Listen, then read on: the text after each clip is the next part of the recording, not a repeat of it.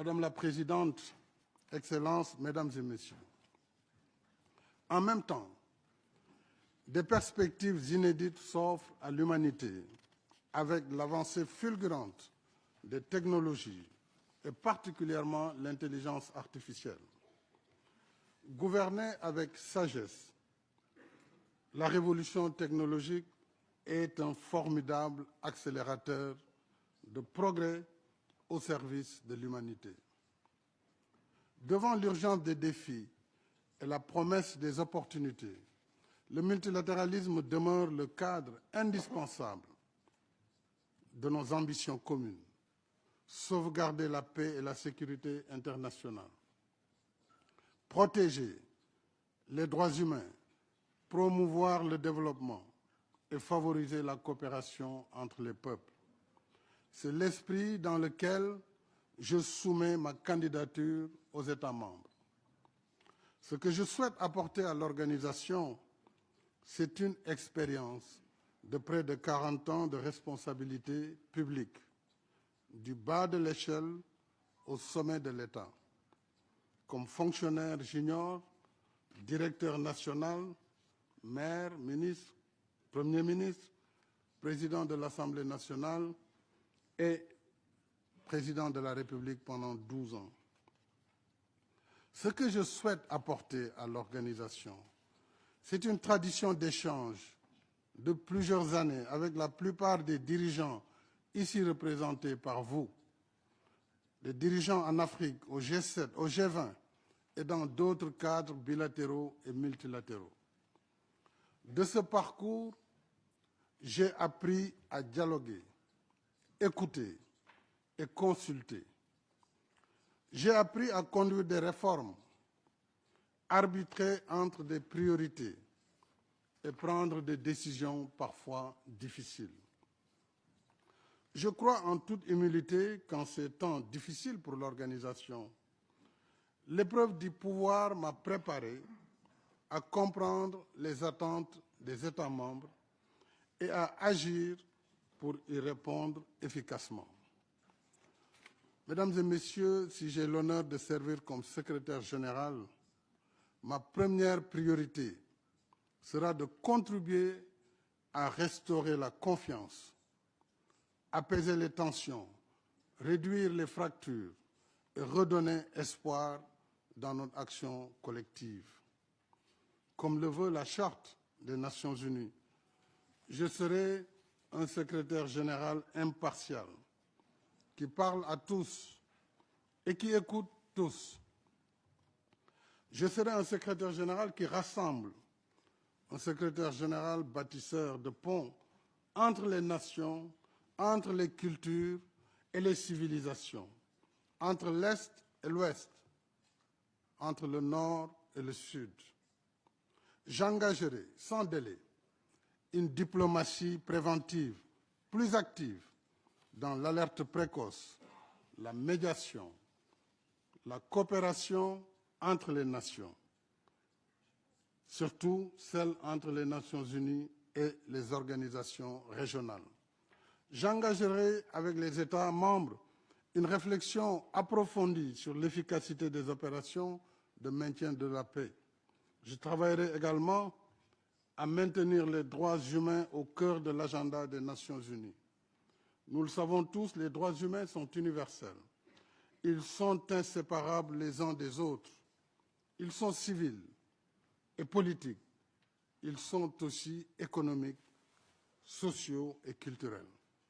La Charte nous engage à les protéger sur la base des principes fondamentaux qui consacrent la primauté du droit et le besoin de justice. De même, à 4 ans de l'évaluation finale de l'agenda 2030, je veillerai à la bonne conduite des objectifs de développement durable ainsi que de l'élaboration de l'agenda d'après 2030 avec les États membres.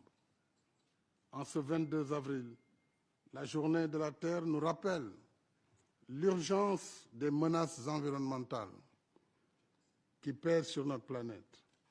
Le poids de la dette est devenu insoutenable pour de nombreux pays. Les inégalités se creusent frappant d'abord les plus vulnérables, notamment les jeunes et les femmes. Certes, la coopération pour le développement garde toute son utilité. Mais mon expérience à la tête d'un pays en développement m'a appris que les financements publics restent insuffisants et difficiles à mobiliser, notamment pour les infrastructures de développement. Or, sans les investissements structurants, il ne peut y avoir de transformation économique et de création massive d'emplois.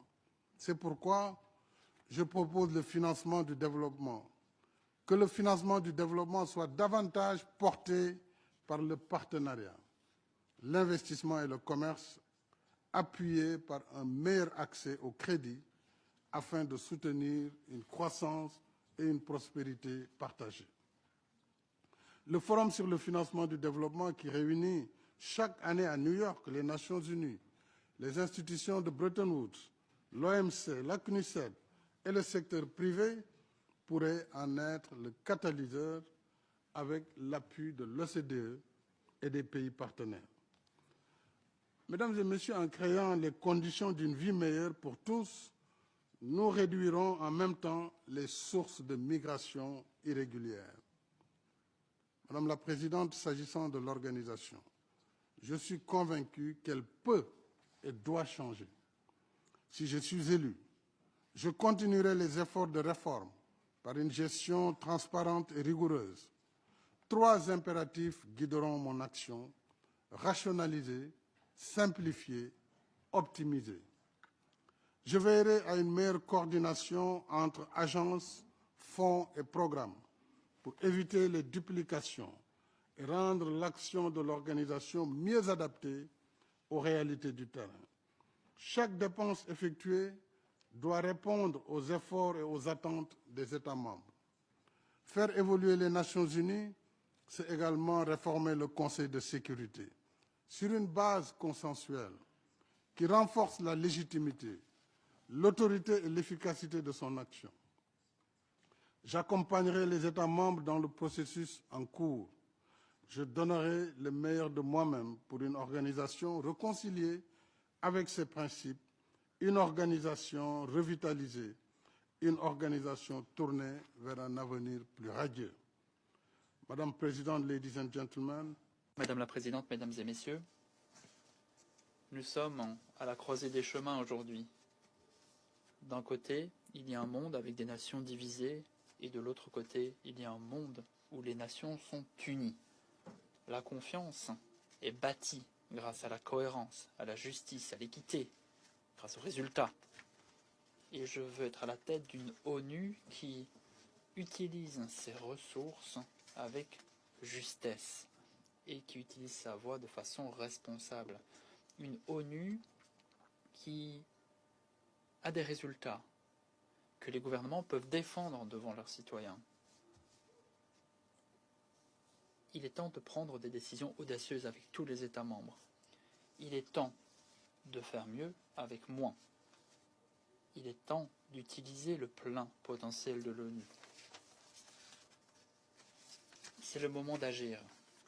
Voilà la façon dont l'ONU demeurera pertinente. C'est comme cela que l'ONU regagnera la confiance des gens. C'est à nous de faire ce choix. L'union fait la force. Si je venais être élu, je travaillerais avec tous les États membres pour redonner vie à notre objectif commun, mu par l'esprit de la charte. Et ensemble, nous façonnerons un monde meilleur pour tout le monde. Je vous remercie.